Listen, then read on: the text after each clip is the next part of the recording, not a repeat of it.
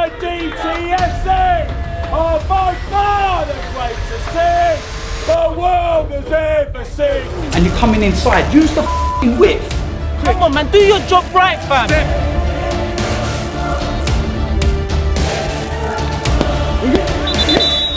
What they want to see you, right? Seriously, I f***ing love you, man. Fucking came through them hearing it. Yeah! Let's go. Yes!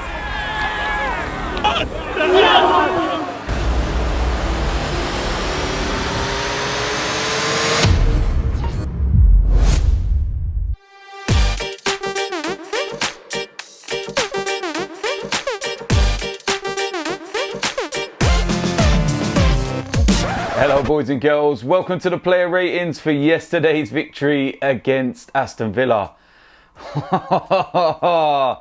Oh man, this team, what are they doing to us? Seriously, I honestly believe that I'm going to have a heart attack watching Arsenal one day.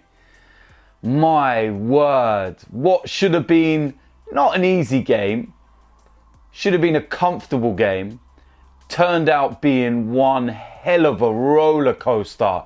What on earth happened out there? That was unbelievable. That was Premier League football at its finest. That is why it's the best league in the world, because of the drama, the excitement, the fact that we were down to 10 men for around about an hour of that game. 1-0 down, 2-1 down, and we didn't let our heads drop. We didn't crumble like we may have done in previous seasons. We actually grabbed the game by the scruff of the neck. The substitutions worked and we come away with 3 points. Unbelievable. When we got the equaliser, there was no sense of, right, let's take a point. We've got 10 men.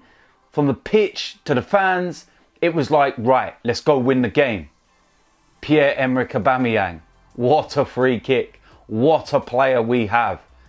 Simple as that. Player ratings.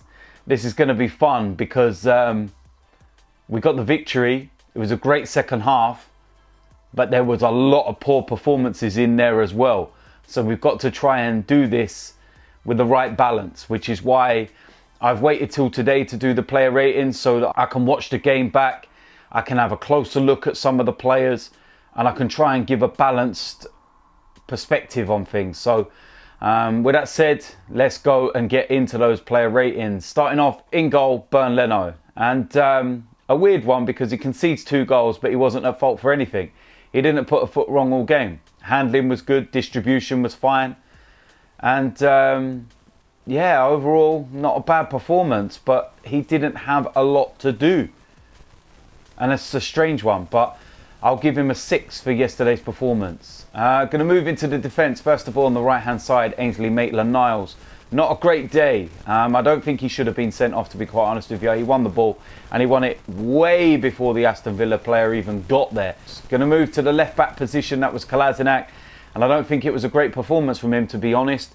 Defensively, not that great. And getting forward, his crosses were either too long, hitting the first man, or he was offside. So it wasn't that great. And I'm not going to give Kolasinac more than a 5, to be honest with you. Going to move to the centre of defence. First of all, Sokratis. I think he was the best out of the 2. Got very, very lucky at the end, though, with a handball. How VAR did not go back to that and give a penalty, I don't know. He actually leaned into the ball, and it was a penalty to Villa. But overall, he wasn't too bad. It was a decent enough performance from Sokratis. He got stuck in. They had some very physical players, Aston Villa, but he stood up to the test, and I feel that that's where, you know, he enjoys the game. The physical side of things is maybe the ball on the floor and trying to be calm and composed, that he doesn't, but this was kind of suited to him. And Sokratis, I'll give him a 7. Next up, we have David Luiz. Not bad, but not great. And I feel he was at fault for the second goal. Slow off the mark, let his player get across him and kind of hung a leg at it instead of really getting stuck in to try and make the block. So yeah, I'll give David Luiz a 6 for his performance. Going to move into the 2 that sit in front of the 4. First of all, Granit Xhaka. Now, first of all, the one thing I will say is that I don't agree with the cheering, booing, all that kind of stuff of Granit Xhaka. But I feel that he's made a rod for his own back now, because you may or not seen this in the game on Thursday in Frankfurt. But when we scored our second goal, he went in front of the away fans and he starts doing all of this and everything else towards the fans. And it's kind of saying, you know, can I hear you now? You know, shush, not hearing, you know, the criticism, etc., etc. And it's like, what I'll say to Granit is, when you perform bad, you've got to expect criticism. You know, not abuse, personal, family and all this kind of stuff. Criticism.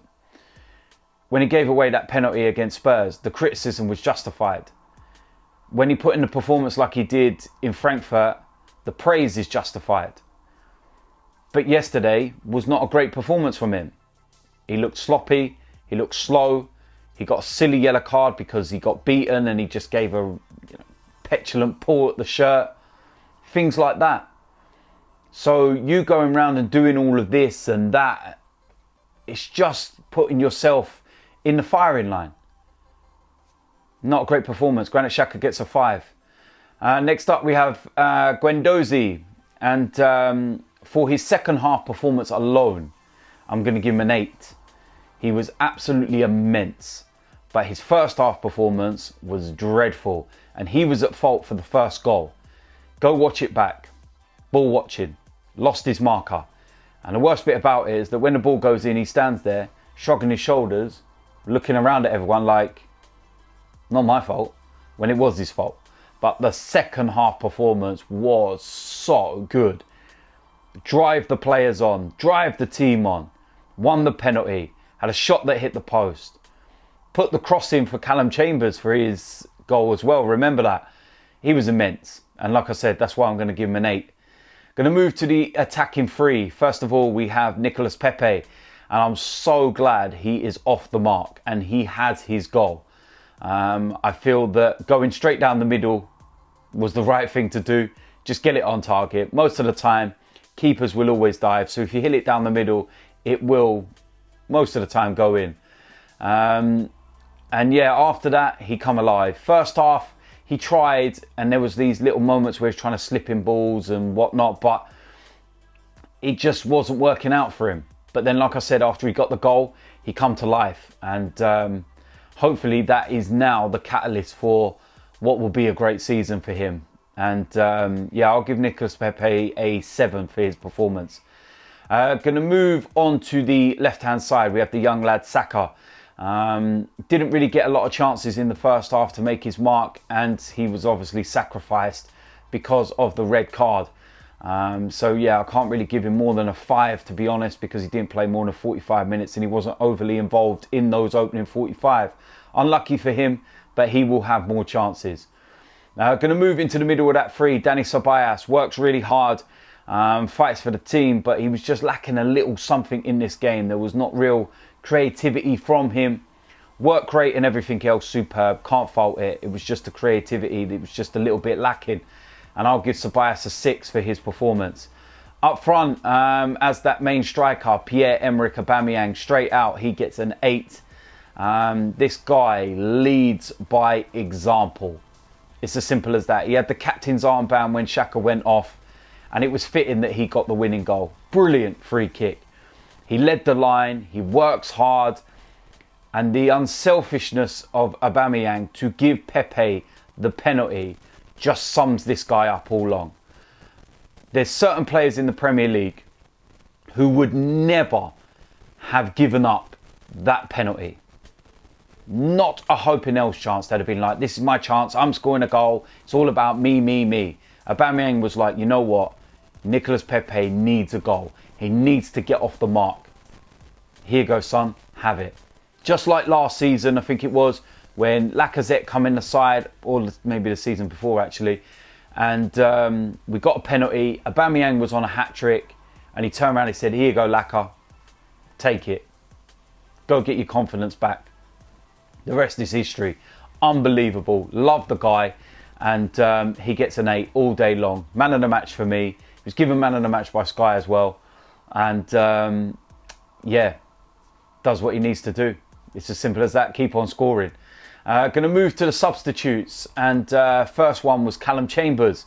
And yeah, you know what? Good performance, to be honest. I would have given him an 8, actually. But he was at fault for the second goal.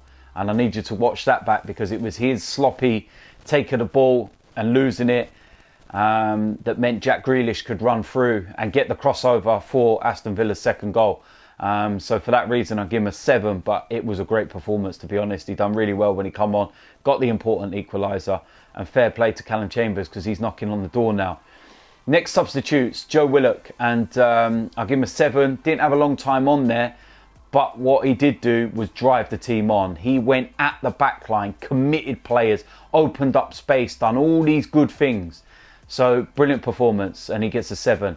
Next up, Lucas Torreira, same as Joe Willock, a 7. Drive the team on, but he also added that bit of steel in the midfield where they were walking through us, and it stopped the moment he came on. And yeah, he was in and amongst it, box to box basically, and good performance, and he gets a 7. Next up, we have the manager's rating, Unai Emery, and I'm going to give him a 7. And you know what? A game of two halves. In the first half, got it wrong. And I think that Lucas Torreira should have started the game. There's question marks over whether Xhaka should have started, Callum Chambers should have started, but Torreira most definitely. And we just look so disjointed and all over the place, and it's not great. Second half though, we turned it around. I don't know what was said at half time, but I feel that Arsenal's best form of defence is attack. Why not utilise what you have and just go and deal with it that way? You know, at the moment, we know that we're waiting for players to come back in defence. We're not great. We're all over the place. So why don't we just go and attack? And when we did that in the second half against Villa, we were all over them. And if we'd have started the game like that, we'd have probably ended up scoring 5 or 6 goals in the game and it'd have been comfortable. So he needs to get that balance right. But fair play to him for whatever he said at half-time. Give Unai Emery a 7. So there we go. That is it. That is the player ratings. As usual, let me know in the comment section what you think. Do you agree or disagree? What would your player ratings be? That was a good one. That was done and dusted. And yeah, going to be the death of me, honestly. There's going to be a preview later today because we are back in action already tomorrow. Nottingham Forest in the Carabao Cup. There's going to be a lot of changes. It's going to be an interesting 1 to 11 for that one. But yeah, listen, we got the 3 points. We move into this one. And then, of course, it's the big game next week. Manchester United at Old Trafford. But we have to wait until Monday night. A big, big opportunity.